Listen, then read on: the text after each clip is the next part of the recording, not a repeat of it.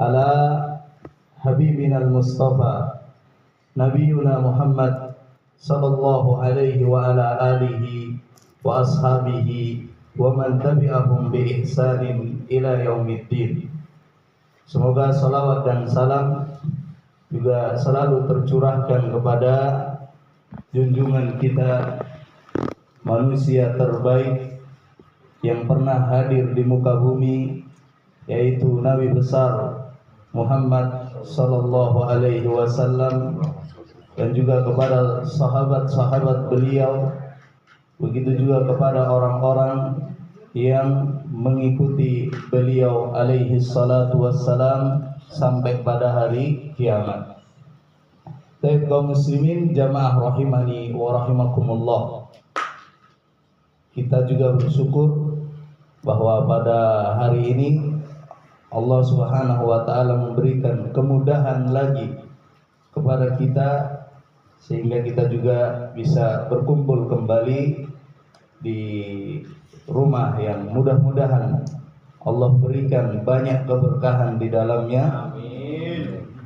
Tentunya kita selalu mengingatkan bahwa hadirnya kami di sini bukan untuk menggurui begitu ya, tapi untuk saling berbagi. Dan itulah pesan dari Rasul alaihi salatu wassalam, agar orang yang mengetahui dia menyampaikan, ya, bukan menggurui ya, bahasa Rasul menyampaikan kepada mereka yang belum mengetahui. Dan kami pribadi ketika mengisi suatu pengajian, saya pribadi lebih suka pakai kitab ya. Lebih suka pakai kitab, menyampaikan apa yang ada di kitab. Sebab andai tanpa kitab itu takutnya ngelantur ke sana kemari kan gitu. Tapi kalau kita belajar dengan kitab, dengan buku, maka insya Allah enak dan bisa dipertanggungjawabkan. Dan pada kesempatan kali ini kami ingin menyampaikan dari kitab yang ditulis oleh Imam Al-Bukhari rahimahullahu ta'ala, yaitu Adabul Mufrad. Imam Bukhari, beliau nggak cuma punya kitab Sahih Bukhari, tapi beliau juga menulis beberapa kitab yang lain terkait kitab-kitab hadis. Di antaranya adalah Adabul Mufrad. Adabul Mufrad itu kitab yang menghimpun hadis-hadis yang menyebutkan tentang adab, ya, lebih ke adab. Kalau Sahih Bukhari banyak hadis, dan beliau menyebutkan di situ banyak bab. Artinya tidak hanya adab, ada fikihnya, ada bab muamalahnya dan yang lain sebagainya. Tapi ada bermufrad, beliau khusus menulisnya, dan beliau ingin agar manusia tahu bahwa banyak adab yang diajarkan oleh Nabi kita sallallahu alaihi wasallam. Dan bab pertama, dan ini yang ingin kami sampaikan pada pertemuan kali ini, beliau menulis babu qaulihi ta'ala wa wassaynal insana biwalidayhi husna. Bab tentang firman Allah Subhanahu wa taala, dan kami wasiatkan kepada manusia agar berbuat baik kepada kedua orang tuanya. Di pertemuan sebelumnya mungkin sudah sedikit kita singgung terkait salah satu kaidah juga dalam kehidupan, bahwa seorang itu hendaknya dia berusaha bertutur kata dengan tutur kata yang baik kepada siapapun, di antaranya kepada kedua orang tua. Ya, di antaranya kepada kedua orang tua. Nah, Imam Al-Bukhari, bab pertama yang beliau tulis itu bab terkait adab atau etika kita kepada kedua orang tua. Mungkin kita bertanya-tanya, kenapa Imam Bukhari mendahulukan bab berbakti kepada kedua orang tua, kan begitu? Jawabannya, kaum muslimin rahimani wa rahimakumullah, Sebab memang orang pertama yang harus kita berikan perbuatan baik kita itu orang tua. Orang tua, orang yang ada di rumah terlebih dahulu sebelum kepada orang lain. Dan kalau kita baca Al-Quran, maka perintah berbakti kepada kedua orang tua itu Allah ulangi beberapa kali. Di antaranya utlu ma harrama rabbukum alaikum alla tusyriku bihi syai'a wa bil walidaini ihsana. Wahai Muhammad, maukah engkau kemarilah aku bacakan kepadamu apa yang Allah haramkan bagi kalian, yaitu hendaknya kalian tidak menyekutukan Allah dengan sesuatu apapun dan berbakti kepada kedua orang tua. Surat Al-An'am ayat 51. Di ayat yang lain, wa qada rabbuka alla ta'budu illa iyyahu wa bil walidaini ihsana. Dan Rabbmu telah mewajibkan kepada kalian, lagi-lagi Allah perintahkan agar kita menyembah hanya kepadanya. Kemudian perintah selanjutnya Allah katakan wa bil walidaini ihsana, dan hendaknya kalian berbakti kepada kedua orang tua, ya, kepada orang tua. Bahkan begitu juga di surat Luqman, anishkurli wali walidayya ilaikal masir, hendaknya kalian bersyukur kepadaku, kata Allah, dan juga bersyukur kepada, berterima kasih kepada kedua orang tua. Artinya perihal hubungan etika dan adab antara kita dengan orang tua itu selalu Allah ulang-ulang dalam beberapa ayat di Al-Quran, dan itu juga menunjukkan bahwa adab kepada kedua orang tua itu adab yang agung. Orang tua memiliki kedudukan yang besar terhadap masing-masing anaknya. Nggak boleh dilupakan kan begitu. Kita sebagai anak nggak boleh melupakan kedua orang tua.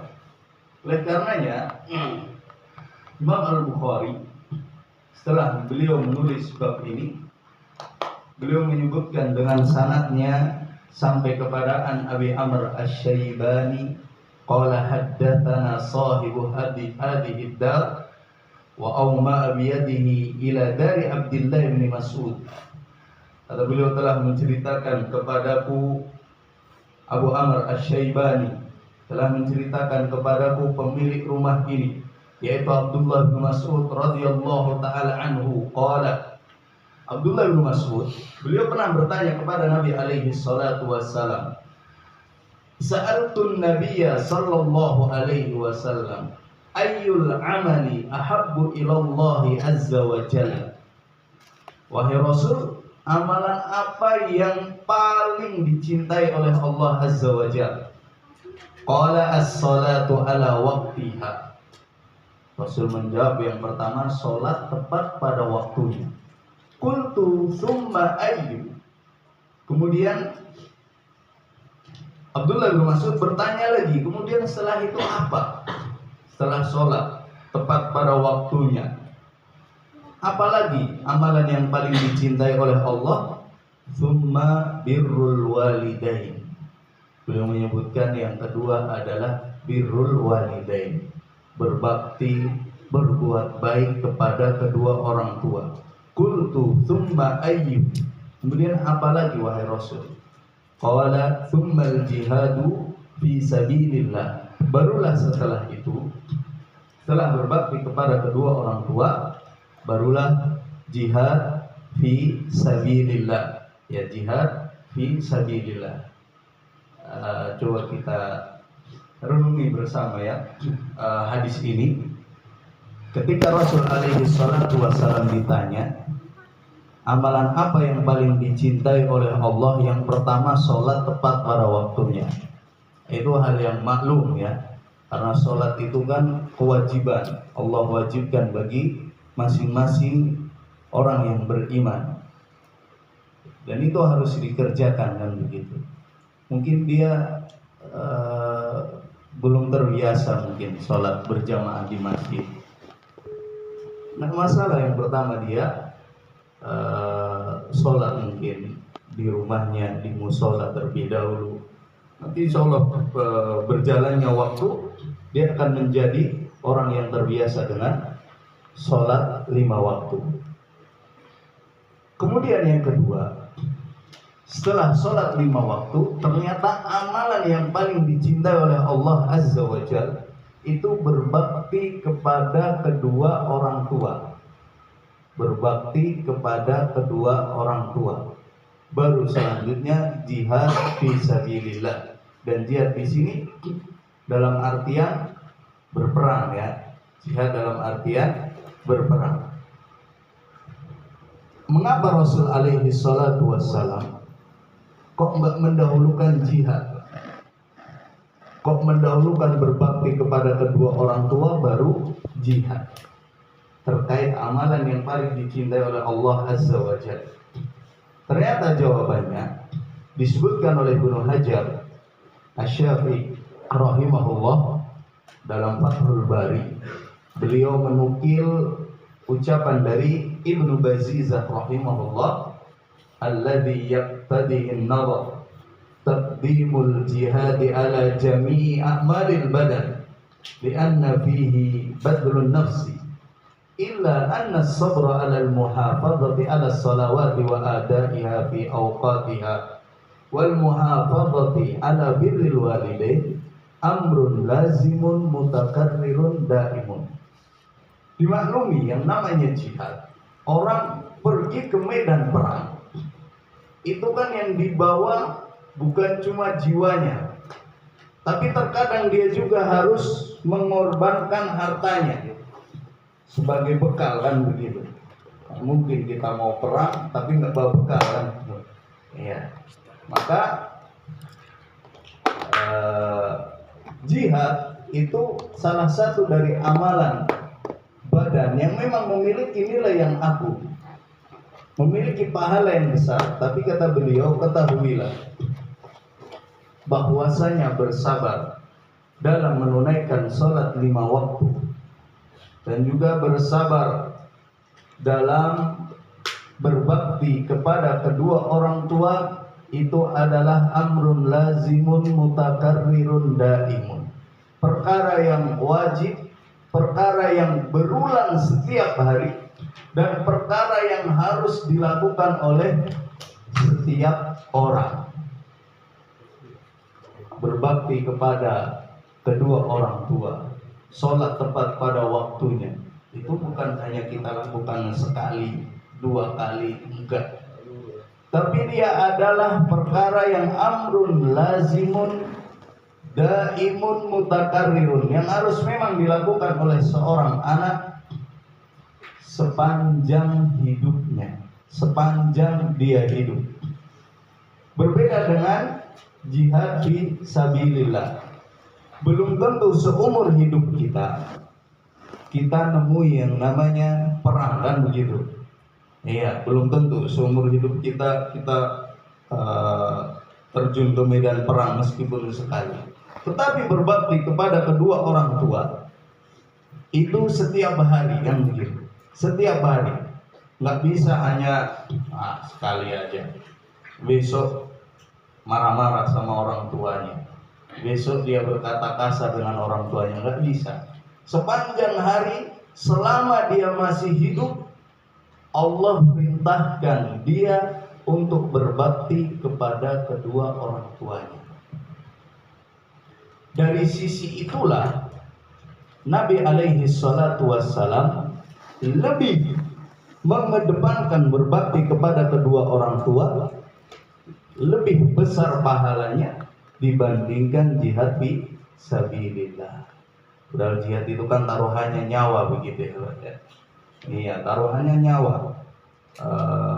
Sedikit orang yang bisa kembali dari medan pertempuran. Tetapi di sana ternyata ada amalan yang memiliki keutamaan yang lebih besar Di sana ternyata ada amalan yang lebih dicintai oleh Allah Subhanahu wa taala dibandingkan jihad fi sabilillah.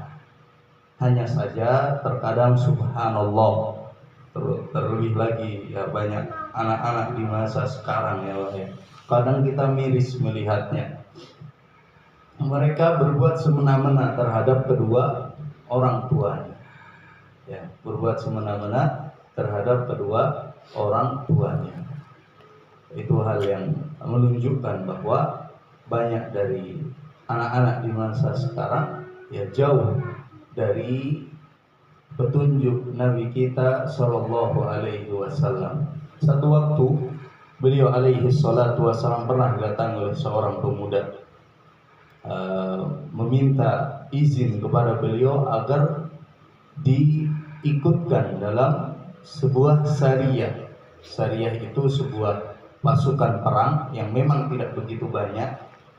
Nabi hanya mengutus beberapa puluh atau beberapa ratus orang untuk berjihad karena mungkin lawannya tidak begitu banyak. Suatu waktu ada seorang pemuda yang dia ingin ikut, tapi Rasul alaihi salatu wassalam bertanya kepada dia terlebih dahulu, ahayyun walidah, orang tuamu masih hidup atau enggak? Kata dia, na'am, iya wahai Rasul, masih hidup. Qala irji fa fihima fajahid, kau pulang saja, jihadlah engkau kepada kedua orang tua.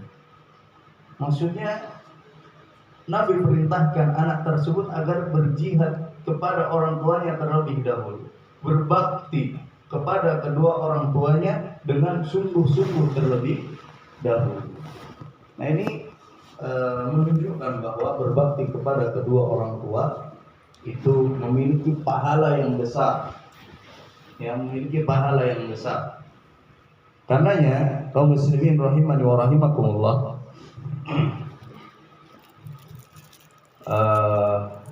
Imam Al-Bukhari juga beliau menyebutkan sebuah athar, kisah yang pernah terjadi di masa para sahabat radhiyallahu taala anhum ajma'in, antara Abdullah bin Abbas dengan seorang pemuda. Kata Abdullah bin Abbas, annahu atahu rajulun, Abdullah bin Abbas pernah datangi seorang laki-laki, seorang pemuda. Faqala inni khatabtu imra'atan fa'abat an tankihani. Wahai Abdullah bin Abbas,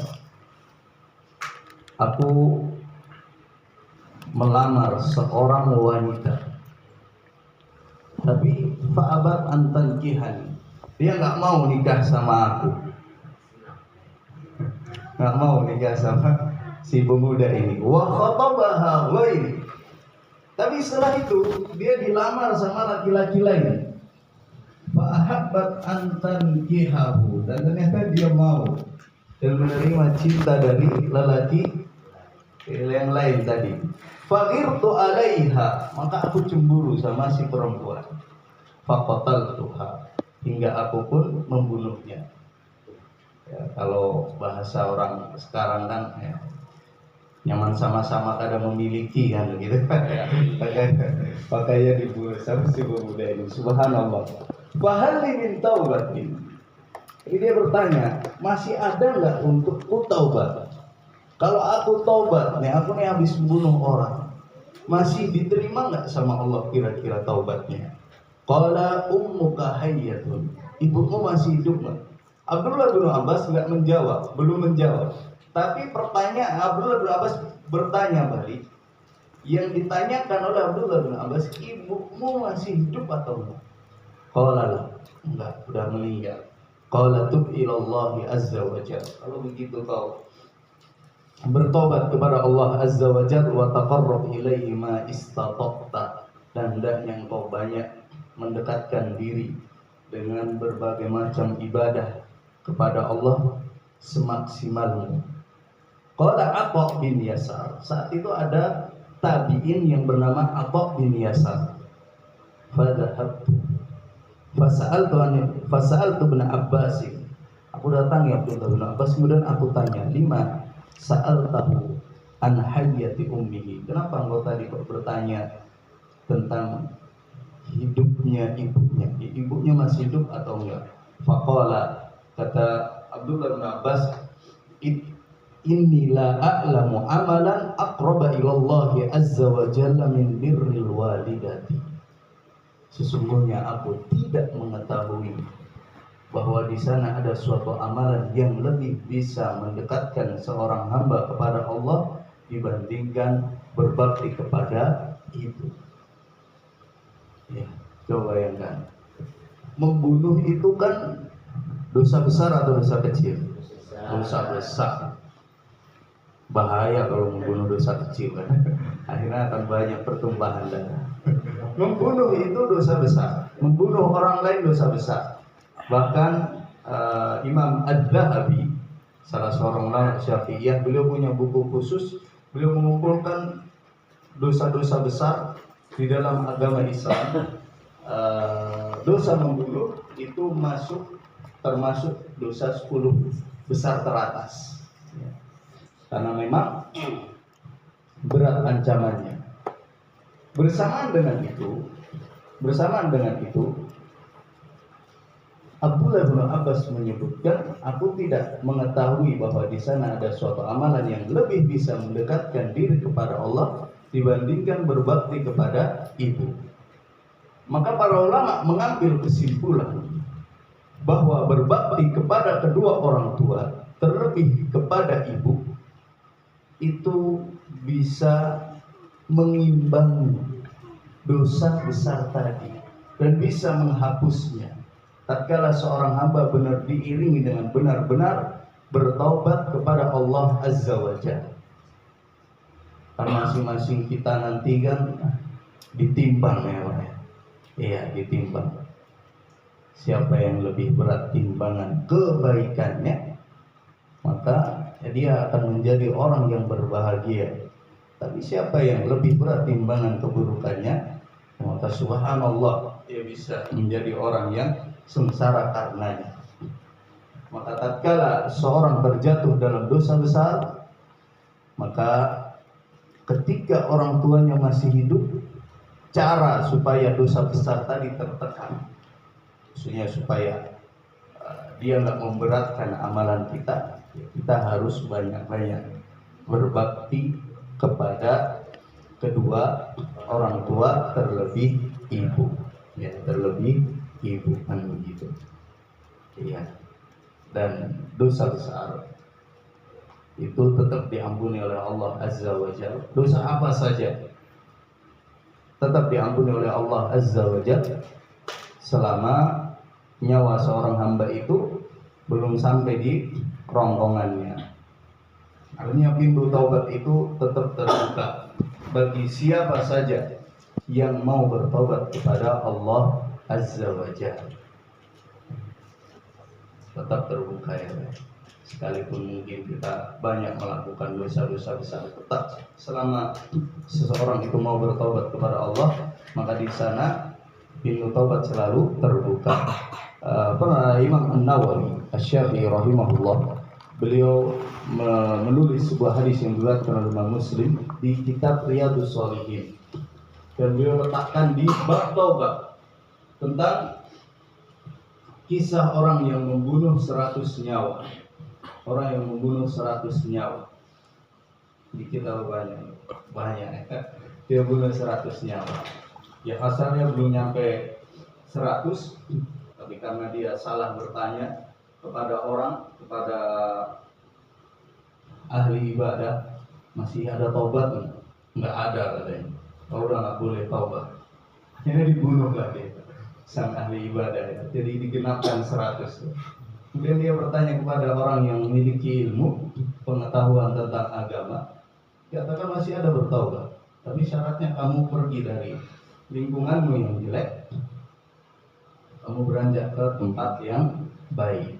Dan ternyata benar, di tengah perjalanan dia meninggal, hingga malaikat pun memperdebatkan, ini layak menjadi orang yang baik atau enggak. Sampai Allah Azza wa Jalla memberikan firman-Nya bahwa orang ini diterima taubatnya, ya, karena dia lebih dekat ke tempat yang dia tuju dari tempat yang baik dibandingkan tempat lamanya. Ala kulli hal, siapapun dia, siapapun orangnya, seburuk apapun di masa lalunya, maka pintu taubat itu masih terbuka untuknya. Ya, artinya nggak boleh putus asa ya, nggak boleh putus asa.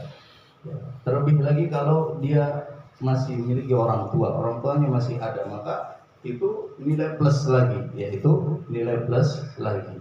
Baik, kemudian hadis berikutnya, an Bahs bin Hakim an abihi an jaddihi qultu ya Rasulullah man abarru. Wahai Rasul, siapa orang yang paling berhak aku berikan perbuatan baik? Qala ummaka, ibumu. Qultu man abarru. Siapa orang yang paling berhak aku berikan perbuatan baik? Qala ummaka, ibumu. Diulangi sampai 3 kali. Baru kemudian qala thumma man, thumma abaka. Kemudian baru ayahmu, kemudian thummal aqrab fal aqrab, baru kerabat dekat yang lain.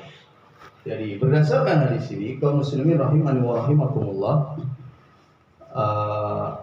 urutan dalam berbuat baik, jumhur ulama, mayoritas ulama, mereka berpandangan bahwa ibu adalah orang pertama yang harus diberikan perbuatan baik. Andai kata kita punya uang 1 juta, memberikan kepada ibu, ya kasih ibunya 600 kan gitu. Ayahnya 400 ya. Iya, berdasarkan hadis ini, para ulama mengambil kesimpulan bahwa ibu adalah orang pertama yang harus kita berikan perbuatan baik kita. Kenapa demikian? Imam An-Nawawi menjelaskan kenapa Nabi dalam hadis ini lebih mendahulukan ibu, bahkan mengulangi sampai 3 kali baru ayah. Kata beliau, wasababu taqdimil kathratu takbiha alaihi wa syafaqatiha wa khidmatiha wa mu'anatil masyaqi fi hamlihi thumma wad'ihi thumma irdaihi thumma tarbiyatihi wa khidmatihi wa tamridihi wa ghairi dzalik. Kata beliau, sebab didahulukan ibu dibandingkan ayah karena ibu itu orang yang paling banyak capek, orang yang paling banyak capek terhadap anaknya.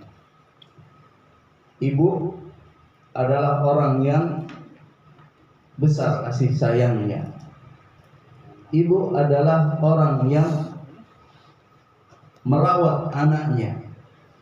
Wa mu'anatil masyaqi fi hamlihi. Ibu adalah orang yang paling menderita di masa hamilnya. Dan kita tahu ya, udah nikah nanti tahu insyaallah, dan yang bapak-bapak pasti tahu. Orang hamil itu susah atau gampang? Susah. Mau tidur kayak kita terlentang bisa. Tidurnya harus miring. Dan itu dilakukan 9 bulan kan begitu. Bukan masa yang pendek, masa yang panjang. Kemudian tsumma wad'ihi, masa melahirkan. Masa melahirkan. Melahirkan itu juga bukan perkara yang mudah, berat. Melahirkan itu urusan yang berat. Ya, bahkan kalau kita lihat itu subhanallah, kadang-kadang kita nangis kan lihat istri lahiran. Ya karena yang dipertaruhkan adalah antara hidup dan mati. Kemudian kata beliau tsumma irdaihi, kemudian ibu itu menyusui. Allah memerintahkan agar para wanita menyusui anaknya kurang lebih 2 tahun. Menyusui juga itu bukan urusan yang gampang. Bukan urusan yang gampang. Tsumma tarbiyatihi wa khidmatihi wa tamridihi. Kemudian ibu yang mentarbiyah, mendidik anaknya. Ya karena memang ayah itu kan sibuk cari nafkah untuk istri dan anak-anaknya.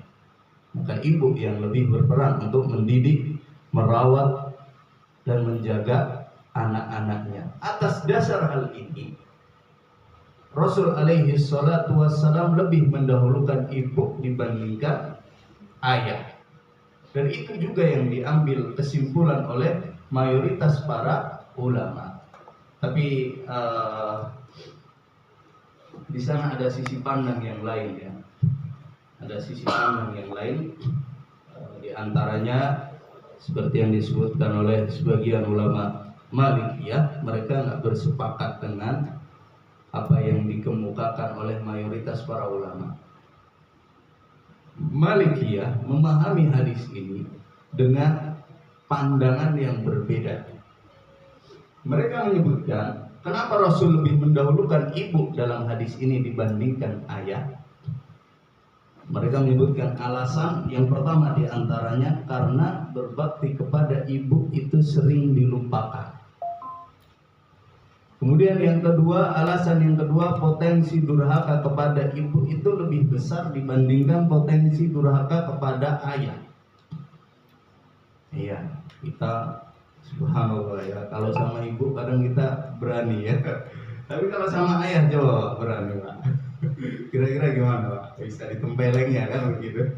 Iya, maka potensi durhaka itu kata ulama Malikiyah lebih besar kalau kita kepada ibu.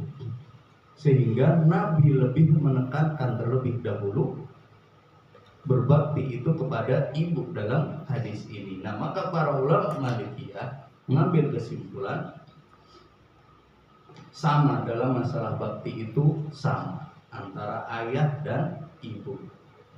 Dan memang Imam Bukhari sebenarnya membuat bab juga, bab berbakti kepada ayah. Dan memang kalau kita renungi, ayah itu juga orang yang cakep ya buat kita. Makanya ada pepatah Arab mengatakan al-abu la yahmilu auladaha. Ayah itu memang dia orang yang enggak nandung anaknya. Walakin yahmiluha fil afkari abada. Tapi ayah itu orang yang selalu membawa anaknya di dalam pikirannya. Iya. Dan itu hal yang dimaklumi ya. Orang kalau sudah berkeluarga, saya dulu awalnya kurang begitu memahami, maksudnya ya kurang begitu masuk ketika mendengar pepatah ini menyebutkan semisal itu. Tapi tatkala sudah berkeluarga baru tahu ya, oh iya ternyata ayah itu juga jasanya besar kan begitu. Jasanya besar. Ayah lah yang rela bangun pagi, pulang pagi lagi gitu. Dia bangun, dia berangkat, anaknya masih tidur, pulang anaknya juga sudah tidur kan begitu. Iya, jadi intinya seorang anak itu ya harus sama-sama dalam berbakti kepada ayah dan ibunya, ya berbakti kepada ayah dan ibunya. Dan harus diketahui yang namanya seorang anak itu tidak bisa membalas jasa kedua orang tuanya. Dari mana kita tahu? Ya dari ucapan Nabi alaihi salatu wassalam.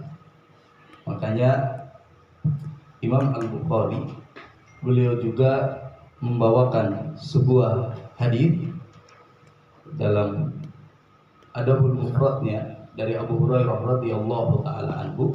Kata beliau, la yajzi waladun walidahu illa ayyajidahu mamlukan fayashtariyahu fayu'tiqahu.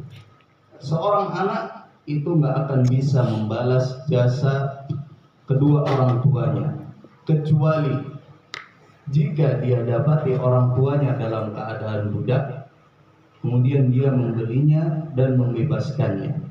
Coba perhatikan, Rasul menyebutkan seorang anak dia tidak akan bisa membalas jasa kedua orang tuanya kecuali kalau dia dapati orang tuanya dalam keadaan budak kan. Di masa sekarang ada perbudakan? Nggak ada. Budak korporat ada ya. Tapi perbudakan nggak ada. Sudah nggak ada.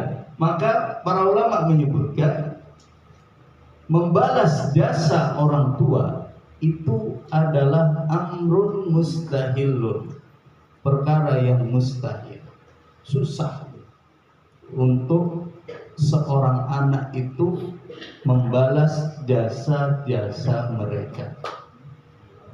Dan itu menunjukkan ya bahwa apa yang dilakukan kedua orang tua kepada anaknya itu sesuatu yang besar. Sampai-sampai Imam Al-Bukhari juga menyebutkan athar Syahid bin Umar wa rajulun yamaniyun yatufu bil bait.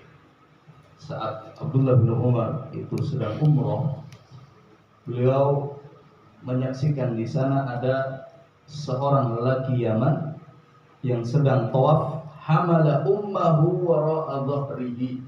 Dia sedang menggendong ibunya di belakang sambil tawaf.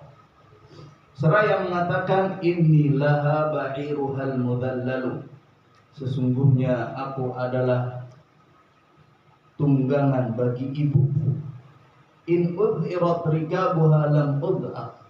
Jika kendaraan tunggangan yang lain pergi, maka aku gak akan pernah pergi, aku gak akan pernah lari meninggalkan ibuku. Thumma qala ya ibn Umar atarani jazaituha. Wahai Abdullah bin Umar, bagaimana pendapatmu tentang apa yang sudah aku lakukan kepada ibuku ini? Apakah aku sudah bisa membalas jasa ibuku? Qala la wala bi zafratin wahidatin. Enggak, engkau belum membalas ibumu meskipun balasan terhadap sekali hembusan nafasnya tatkala dia melahirkan engkau.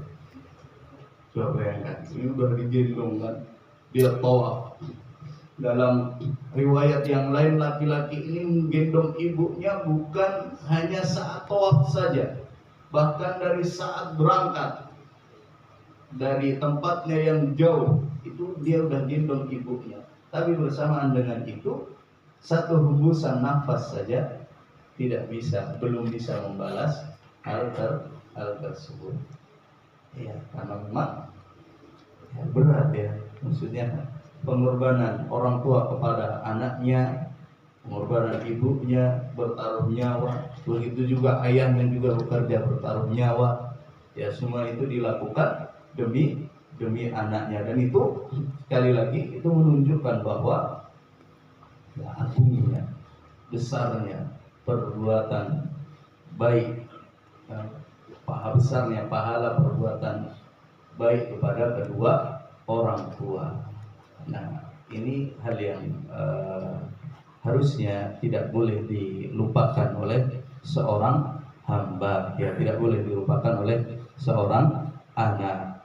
Ya, seorang anak Allah perintahkan agar mereka selalu berbakti kepada kedua orang tuanya, ya, sepanjang dia hidup, ya, sepanjang dia hidup. Bahkan sekalipun orang tuanya sudah meninggal, maka di sana dia masih tetap bisa berbakti kepada kedua orang tuanya. Ya, masih bisa seorang anak berbakti kepada kedua orang tua meskipun orang tuanya sudah meninggal. Gimana caranya? Datang sebuah hadis dari Abu Hurairah radhiyallahu taala anhu, qala Nabi sallallahu alaihi wasallam, turfa'u lil mayyiti ba'da mautihi darajatuhu fayaqulu ay rabbi ayyu syai'in hadhihi fayuqal waladuka istighfar lak. Diangkat mayit itu kelak ada di antara mereka yang akan diangkat derajatnya oleh Allah setelah dia meninggal, sehingga dia bertanya, ay rabbi ayyu syai'in hadhihi, wahai Rabbku, ini aku bisa sampai derajat ini dari mana? Amalanku nggak nyampe untuk sampai ke derajat ini, tapi kok bisa aku berada di derajat yang tinggi ini? Fayuqalu, maka dijawablah, waladuka istighfarallah. Ini karena anakmu yang selalu memintakan ampunan untukmu. Nah, maka tatkala orang tua sudah meninggal, seorang anak tetap bisa berbakti kepada mereka dengan cara memintakan ampun, dengan cara banyak mendoakan orang tuanya. Makanya Abdullah bin Az-Zubair, anaknya Az-Zubair ibnul Awwam, beliau itu nggak pernah melupakan kedua orang tuanya dalam sholatnya. Beliau selalu berdoa, Allahumma gfir li abi Az-Zubair ibnul Awwam wa li ummi Asma binti Abi Bakar. Ya Allah, berikan ampun kepada ayahku Az-Zubair ibnul Awwam, dan juga berikan ampun kepada ibuku Asma bintu Abi Bakar radhiyallahu taala anhum. Nah, maka sekalipun orang tua kita sudah meninggal, maka di sana masih ada cara bagi kita agar kita bisa berbuat baik, berbakti kepada mereka, yaitu dengan banyak-banyak memintakan ampun dan mendoakan mereka. Kalau masih hidup gimana? Masih hidup, jelas banyak perkara yang bisa kita lakukan. Banyak cara. Ya, banyak cara. Segala sesuatu yang Allah halalkan kemudian kita berikan kepada kedua orang tua kita sehingga orang tua kita ridho, maka di situ ada pahala yang besar. Makanya pernah satu waktu di masa kepemimpinan salah seorang sahabat radhiyallahu taala anhum, di masa Utsman bin Affan kalau tidak salah ingat, ada seorang sahabat yang dia rela memotong pohon kurmanya, padahal saat itu pohon kurma per pohonnya harganya mencapai 1000 dirham. Tapi dia rela memotong pohon kurmanya karena ingin diambil jumarnya, ingin diambil pokoknya atau jantungnya. Kalau sudah diambil jantungnya, maka pohon kurma itu susah berbuah. Orang-orang pada heran, kenapa engkau rela potong pohon kurma hanya untuk mengambil jantungnya? Padahal ini pohon kurma dan buahnya sedang mahal-mahalnya. Kemudian orang tersebut menjawab, dia mengatakan bahwa dia memotong pohon kurma tersebut itu untuk ibunya. Inna ummi sa'altanihi, sungguhnya ibuku dia yang minta, dia lagi pingin makan jantung pohon kurma. Wala tas'alni syai'an aqdiru alaihi illa a'taituha, dan tidaklah ibuku meminta sesuatu kepadaku kemudian aku mampu untuk memberikannya, maka pasti aku berikan sesuatu tersebut. Coba bayangkan, dia mungkin kalau orang sekarang itu udah dimaki-maki sama orang, kau bodoh, kau jahil, ini pohon kurma lagi larang-larangnya kamu malah tebang, cuma diambil jantungnya lagi. Padahal dia berbuat seperti itu tujuannya satu, karena ibunya yang minta. Setiap kali ibunya meminta sesuatu, selama dia sanggup maka dia akan memberikan. Kenapa? Karena ini orang paham bahwa berbakti kepada orang tua memiliki kedudukan yang tinggi dan memiliki pahala yang besar. Gak ada apa-apanya itu 1000 dirham, kan begitu. Kalah dengan ridho orang tua terhadap anaknya. Nah, itu yang dicari, dan itulah yang mudah-mudahan itu yang bisa kita lakukan semua. Dan nasihat ini khususnya untuk kami pribadi ya, terutama mudah-mudahan Allah Subhanahu wa taala memberikan kemudahan kepada kita agar bisa berbakti kepada kedua orang tua, sebab yaitu perkara yang susah kan gitu, susah. tapi memang harus dilawan. Terkadang sebagian orang dia mengatakan, tapi orang tuaku galak, orang tuaku nggak peduli dengan aku, orang tuaku sering menyia-nyiakan aku. Tetap ya kita upayakan tetap sebisa mungkin berusaha berbuat baik kepada mereka. Supaya apa? Ya supaya nanti anak kita juga berbakti kepada kita ya. Iya. Dan memang siklus itu harus diputus. Siklus yang kurang baik, mungkin dahulu kita dapati orang tua itu yang mungkin terlalu kasar dengan kita ya. Kita sekarang mungkin udah belajar ya harus diputus siklusnya. Tapi harus diingat juga ya, orang tua itu biasanya kasar demi kebaikan anaknya kan begitu. Cuma kadang yang membekas di jiwa anak ini kan, aduh, orang tua ini nggak ngurusin aku, dia jahat sama aku begitu. Alhamdulillah, intinya tatkala kita mungkin mendapati orang tua itu tidak sesuai dengan harapan kita, ya kita yang banyak bersabar dan mencari pahala yang besar di balik dengan berbakti kepada mereka. Mungkin dahulunya mereka melukai hati kita, ya biarlah yang lalu biar berlalu, itu harus kita putus supaya kelak anak kita juga berbakti kepada kita. Karena al jaza min jinsil amal, balasan itu sesuai dari jenis amal. Kalau kita berbakti kepada orang tua, maka kelak anak kita juga akan berbakti kepada kita. Dan itu hal yang nggak bisa dihindari ya. Makanya Imam Al-Bukhari, beliau punya buku khusus juga tentang berbakti kepada kedua orang tua. Beliau pernah menceritakan ada seorang anak, dia menggambar rumah yang besar. Kemudian dia buatkan jalan panjang. Di sana dia gambar lagi rumah yang kecil. Anaknya menggambar di tanah. Kemudian ditanya, orang tuanya bertanya, ini rumah siapa yang besar ini? Dia tulis di situ, hadza baiti wa baiti auladi. Ini rumahku dan rumah untuk anak-anakku. Kemudian itu rumah siapa yang jauh di sana? Kecil lagi.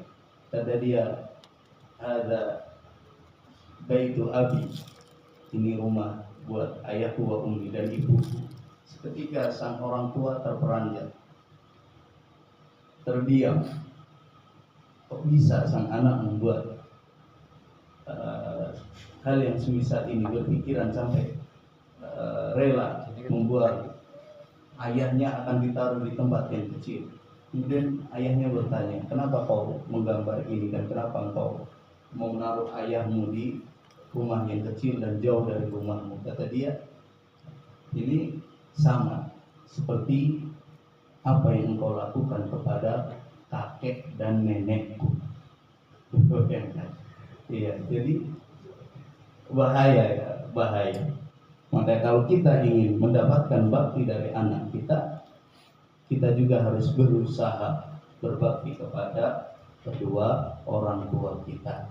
Ya, sebab al jaza min jinsil amal. Dan hendaknya selalu diingat, berbakti kepada kedua orang tua itu, ingat pahalanya besar ya. Pahalanya besar. Itu harus selalu diingat. Kalah, jihad itu kalah. Ya, jihad fisabilillah itu kalah dengan pahala berbakti kepada kedua orang tua. Hanya saja ya sekali lagi banyak manusia menyia-nyiakan kedua orang tuanya. Nah, itu hal yang tidak bagus dan harus siklus-siklus yang jelek itu harus kita putus. Kita harus berusaha menjadi anak yang berbakti kepada kedua orang tua kita. Wallahu ta'ala a'lam bishawab. Mungkin itu yang bisa saya sampaikan pada kesempatan kali ini dari hadis-hadis Nabi alaihi salatu wassalam. Mudah-mudahan dapat dipahami dan mudah-mudahan Allah selalu memberikan hidayahnya, terutama kepada kami pribadi dan juga kepada jamaah sekalian, agar kita bisa lebih mudah berbakti kepada kedua orang tua. Dan sebelum kita mengakhiri pertemuan ini, kita ingin berdoa terlebih dahulu ya. Berdoa terlebih dahulu. فإن الله وملائكته يصلون على النبي يا أيها الذين آمنوا صلوا عليه وسلموا تسليما اللهم صل على محمد وعلى آل محمد كما صليت على إبراهيم وعلى آل إبراهيم إنك حميد مجيد وبارك على محمد وعلى آل محمد كما باركت على إبراهيم وعلى آل إبراهيم إنك حميد مجيد وأرض اللهم عن الخلفاء الراشدين أبي بكر وعمر وعثمان وعلي بن أبي طالب وعن الصحابة أجمعين وأنا معهم برحمتك يا أرحم الراحمين اللهم لا تجعل الدنيا أكبر همنا اللهم لا تجعل الدنيا أكبر همنا اللهم لا تجعل الدنيا أكبر همنا اللهم انصر إخواننا المسلمين اللهم انصر إخواننا المسلمين المستضعفين في كل مكان اللهم اجعل بركة في شأننا وحياتنا اللهم اجعل لنا بركة في شأننا وبركاتنا وبلادنا وبيتنا وسائر أهلنا يا أرحم الراحمين سبحان ربك رب العزة عما يصفون وسلام على المرسلين والحمد لله رب العالمين والسلام عليكم ورحمة الله وبركاته.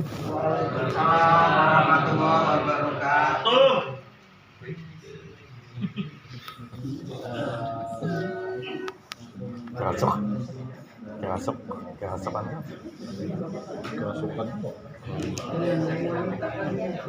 pas keluar jin banyak keluar jin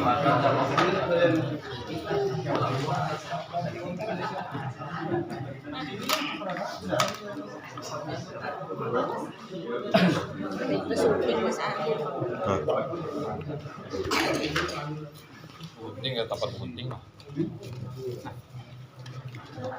Kalau foto aku di Jakarta.